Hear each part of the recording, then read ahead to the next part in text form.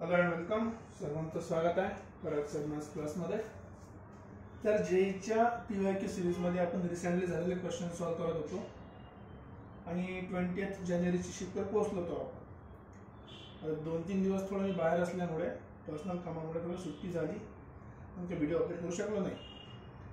तर आज परत आपण जे काही बॅकटॉप राहिलं असेल, जे काही आधीचे क्वेश्चन बाकी असेल त्याच्यावर ट्राय करूया आपण एक एक किंवा दोन. क्वेश्चन दिलेला आहे आपल्याला की एक सिरीज दिलेली आहे. सिरीज का कुठल्या प्रकारे गिवन कंडिशन आहे आपल्याला आधी गिवन बघून घेऊया. सो गिवन कंडिशन आहे 2 times a of n plus 2 is equals to 5 8 a of n plus 1 minus 3 a n equals to काहीतरी ही सिरीज आहे आपली. आता या सिरीज मध्ये जशी जशी n ची व्हॅल्यू चेंज होणार, for example n equals to 0 ठेवला तर हा 0 नंबरची टर्म झाली, ही 1 नंबरची टर्म, ही सेकंड नंबरची टर्म. जर तुम्ही n इक्वल टू 1 ठेवला ही 1 नंबरची टर्म, 2 नंबरची टर्म आणि ही 3 नंबरची टर्म. आता ही जी सिरीज आहे जर तुम्ही n इक्वल टू 2 ठेवला तर परत सेम प्रोसेस फॉलो होईल. सेकंड टर्म जी ऑलरेडी दिलेली आहे आपण काढलेली थोड्या वेळ आधी, थर्ड नंबरची टर्म जी या फॉर्मवर काढली होती आणि मग शेवटी 4 नंबरची टर्म. म्हणजे जर तुम्ही n इक्वल टू 0 पुट केला तर तुम्हाला a2 मिळणार आणि 0 1 आणि 2 मिळणार ना. 0 आणि 1 दिलेली आहे तर 2 मिळणार, सेकंडची टर्म मिळाली. जर तुम्ही n इक्वल टू 1 पुट केलं तर a1 दिलेली आहे, a2 तुम्ही आता काढली, तुम्हाला a3 मिळणार. सेम लॉजिक मध्ये तुम्ही पुढच्या टर्म कॅल्क्युलेट करत जाणार आहेत. आता बघा, ज्या वेळेस कधी हे एक सिंपलचा कन्सेप्ट आहे डिस्क्रीट मॅथ मधला. ते डिस्क्रीट मॅथ्स काय तुमच्या कामाची गोष्ट नाही, पण एक सिरीज मध्ये जेव्हा आपण एक फॉर्म्युला परत परत यूज करतो त्याला आपण रिकर्शन म्हणतो. रिकरन्स म्हणा किंवा रिकर्शन म्हणा.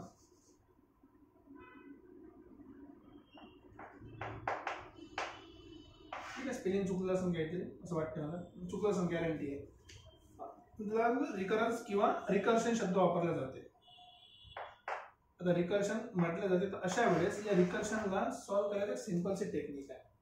टेक्निक आपण जनरली शिकत नाही, पण मी तुम्हाला एक एक्झाम्पल सांगतो. फॉर एक्झाम्पल जसं उदाहरणार्थ या फॉर्मॅटला मी प्रॉपर लिहितो इक्वल टू 0च्या फॉर्म मध्ये की 2a n plus 2, हा इकडे आला की मायनस 5a n plus 1, तो इकडे आला की plus 3a n equal to 0. जर समजा आता हे रिकर्शन सिरीज आहे, या सिरीज मध्ये सेकंड डिग्री होमोजिनियस आहे. सेकंड डिग्री म्हणजे ही सेकंड पॉवर 1 2 टर्मवर सेकंड डिग्री होमोजिनियस आहे. या क्वेश्चन साठी जो सोल्युशन असते ते सोल्युशन अशा प्रकारे असते की this is nothing but 2x² minus 5x plus 3 आणि हा कॉन्स्टंट नंबर असल्यामुळे इक्वल्स टू 0. हे काहीतरी त्याचं काय असते, त्याला आपण म्हटलं जाते कॅरेक्टरिस्टिक इक्वेशन.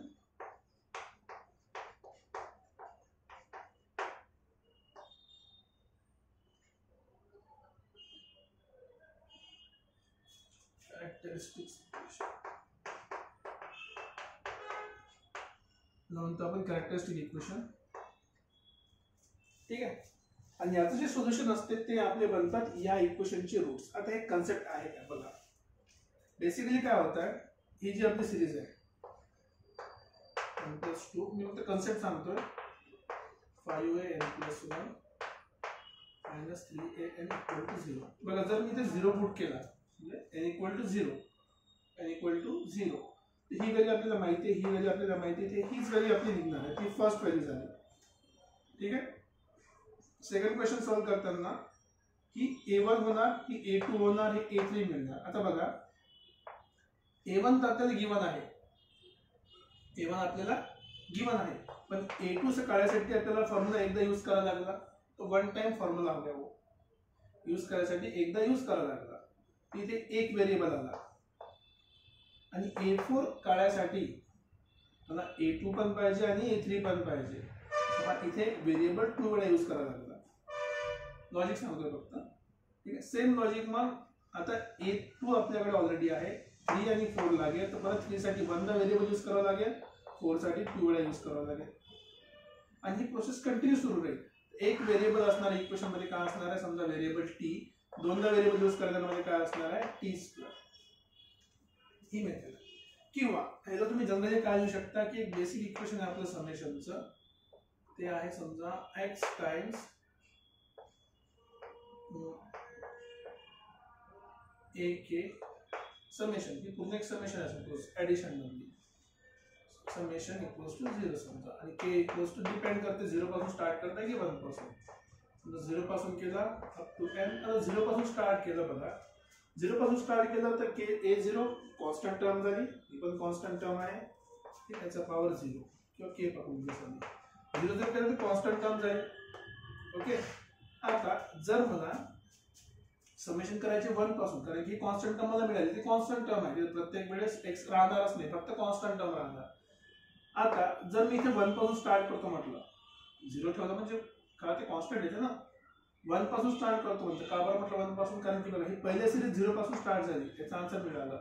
आता 1 पासून स्टार्ट करायची सिरीज जर 1 पासून स्टार्ट करणार तर हे काय होणार, summation k equals to 1 to n, x चा पॉवर ऑटोमॅटिकली 1 होणार, राईट, आणि a1 होणार, बेसिकली k आणि ak.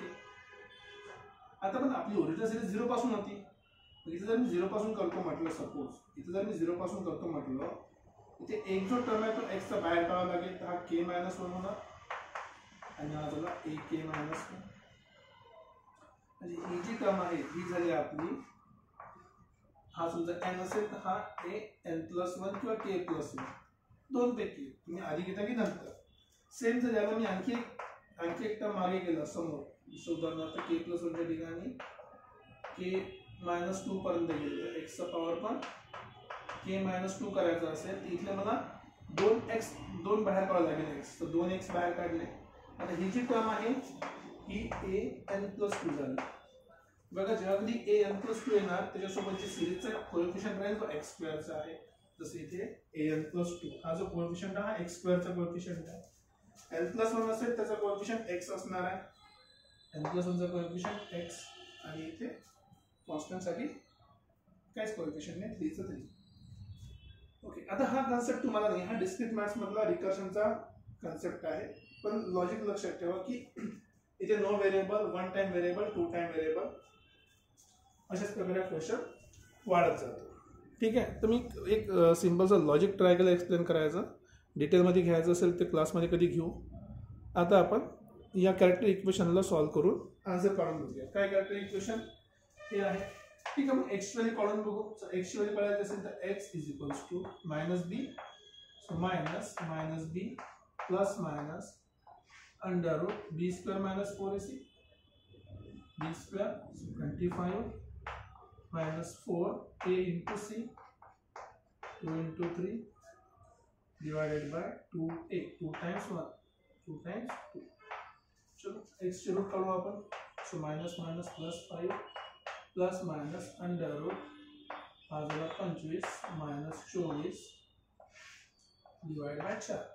सो बेसिकली आपल्याला मिळाले x ची value, x is equals to एकदा प्लस घेतो एकदा मायनस घेतो, सो 5 + 1 डिवाइड बाय 4 आणि x is equals to 5 - 1 divide by 4. तर आपल्याकडे x1 x2 चे सोल्युशन मिळालं, तर x1 इज इक्वल्स टू झाला 6/4 मीन्स 3/2 आणि x2 is equals to 4/4 means 1. आपल्याला मिळाले हे दोन सोल्युशन.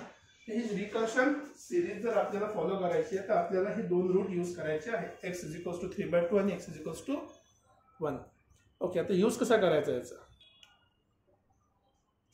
यूज बघा. जेव्हा कधी अशी रिकर्शन सिरीज असते तर ती बेसिक कुठलीही सिरीज जी आहे ना ती सिरीज अशी लिहिली जाते की an नंबरची टर्म इज नथिंग बट पहिला कॉन्स्टंट इंटू x चा पहिला पॉवर n, पहिला x चा प्लस अगेन c2 x चा दुसरा पॉवर, दुसरा x चा पॉवर n. दोन कॉन्स्टंट, दोन r x ची व्हॅल्यू जी आपल्याला ऑलरेडी मिळाली आहे आणि हे जनरल टर्म. आता हे तिथं खूप सिंपलचं काम आहे. दोन कॉन्स्टंट असल्यासाठी आपल्याला काय लागेल, दोन कंडिशन लागेल. दोन कंडिशन काय, a0 म्हणजे n इक्वल टू 0 साठी a0 इक्वल टू 3, याचा अर्थ n equal to 0 a equal to 3. Nice. जेव्हा a equal to 1 a1 equal to 4 दिलाय म्हणजे n इक्वल टू 1 असेल तर a1 इक्वल टू किती दिलाय 4. बघा ही कंडिशन आपल्याला गिवन आहे. दोन कंडिशन करण्यासाठी या दोन कॉन्स्टंटची व्हॅल्यू काढण्यासाठी. ओके, फॉलो करू आपण. So for n equal to 0 हा झाला a0 c1 x1 किती आहे समजा 1 चा पॉवर 0 c2 3/2 चा power 0.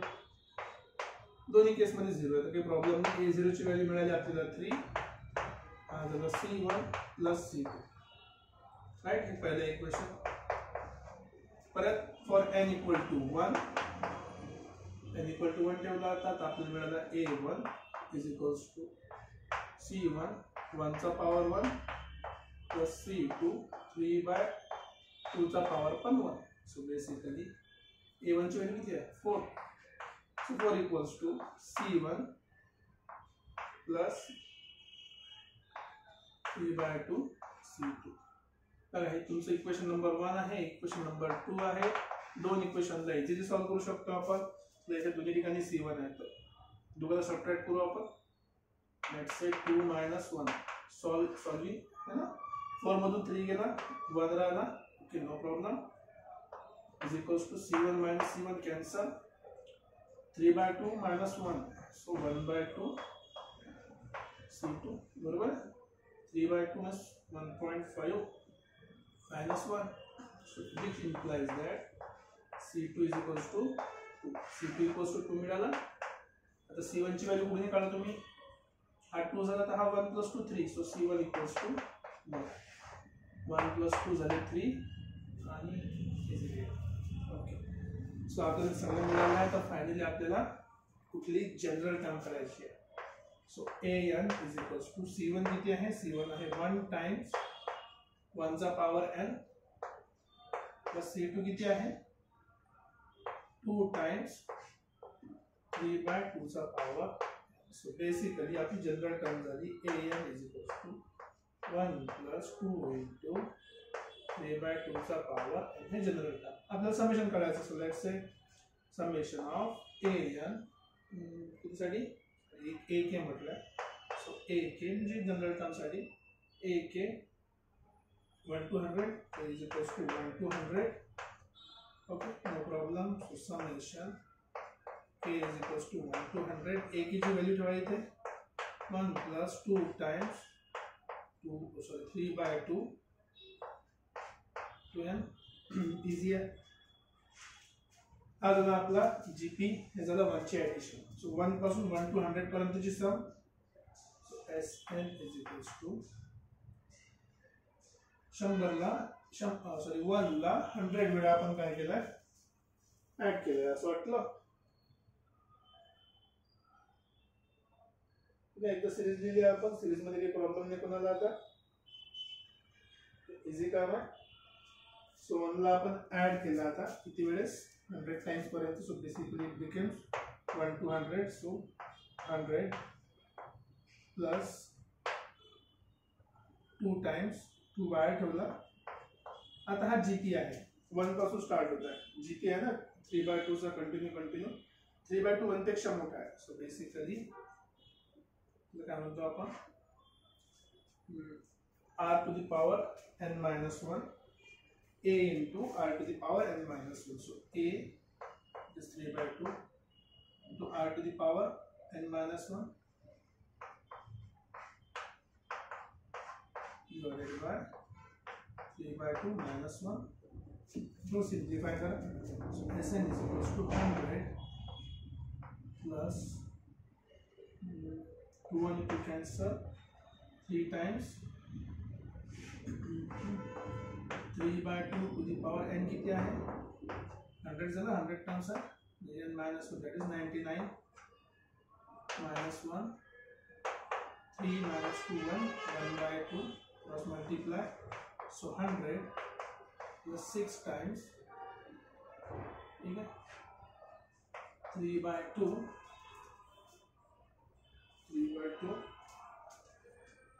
to the power 100 to the power 99 minus 1 अशी काहीतरी सम मिळालेली आहे. ओके. आता क्वेश्चनचं सोल्युशन मध्ये आपल्याला क्वेश्चन सोल्युशन असं कुठला फॉर्म दिलेला नाही आहे. ओके ठीक आहे, असं कुठला फॉर्म दिलेला नाही आहे तर आपण फॉर्म तयार करून बघूया. No problem right. Just a second, त्याला आपण फक्त रिअरेंज करूया. कन्सेप्ट समजला असेल आता रिअरेंज करून त्याला आपण सोल्युशन देऊ. आता क्वेश्चन खूप मोठा दिसतो सॉल्व्ह करताना, रिझन आहे की मी पूर्ण एक्सप्लेन करत बसलो. ठीक आहे, हे आपल्याकडे फॉर्मॅट मिळाला आहे. मी याला असंच ठेवतो सध्या. हे 6 टाइम्स हे सगळ्यांना मल्टिप्लाय केलेलं. No problem. 100 plus 6 times 3 by 2 to the power 99 minus 1. किती टर्म्स आहे? 1 पासून 100 100 टर्म्स आहे. Basically 100 times 100 no problem. आता बघा एकदम सिंपल सर लास्ट केस की आपण काय करू, आपल्याला सॉल्व तर करायचं. मी काय करतो याला फक्त 99च्या फॉर्ममध्ये लिहितो कारण ते 100 A100 आणि A99. जर समजा मला A100 करायचं असतं या केसमध्ये, A100 किती होणार? हा 1 असाच झाला. ओके, प्लस 2 टाइम्स 3/2 चा पॉवर 100 पाहिजे असतं आपल्याला. ठीक आहे, हे झालं आपलं असतं AM म्हणजे A100 झालं असतं ना. 1 प्लस 2 टाइम्स हा A100 झाला असता. आता याला होते का सेपरेट करून बघा एकदा. याला सेपरेट करून बघतो. या गिवन क्वेश्चनला हा समेशन दिला होता आपल्याला. 100ला मी लिहितो 1 प्लस 99. ओके ठीक आहे, ठीक आहे. हे झालं 100 म्हणजे आपल्या इथं 100 आहे ना. या 100ला मी 1 प्लस 99 लिहिलं. का बरं? कारण की 1 करायचं प्लस 3 to the power 100 आपल्याकडे ऑलरेडी आहे. सो 3 to the power 100 आपल्याकडे ऑलरेडी आहे. एक काम करू आपण 3 टाइम्स ते मिळणार आपल्याला.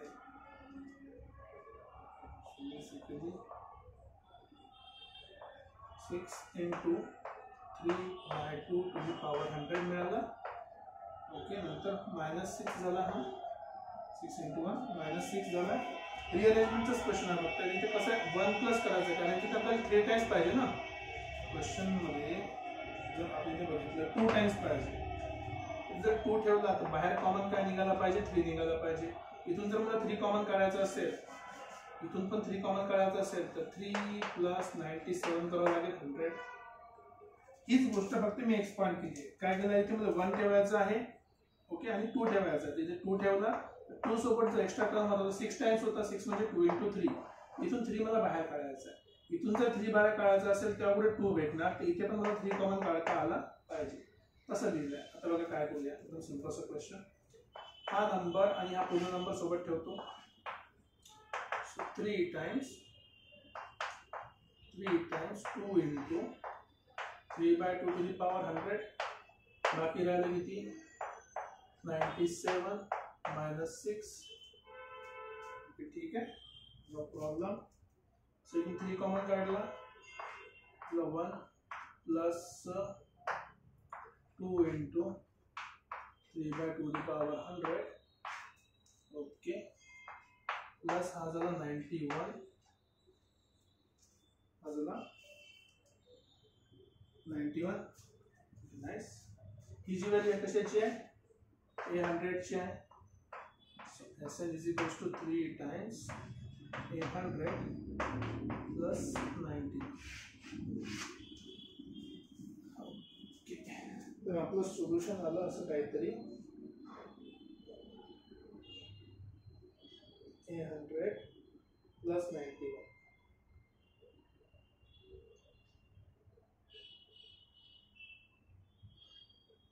Right.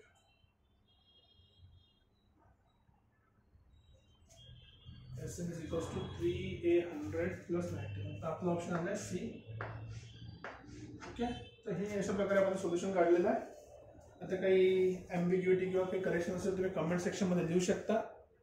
कोणाचा आन्सर वेगळं पण येऊ शकते. मी होईल तो डिटेलमध्ये सांगण्याचा प्रयत्न केला आणि त्या मेथडमध्ये जे आपल्याला आन्सर मिळालं ते आहे 3 टाइम्स A100 plus 91.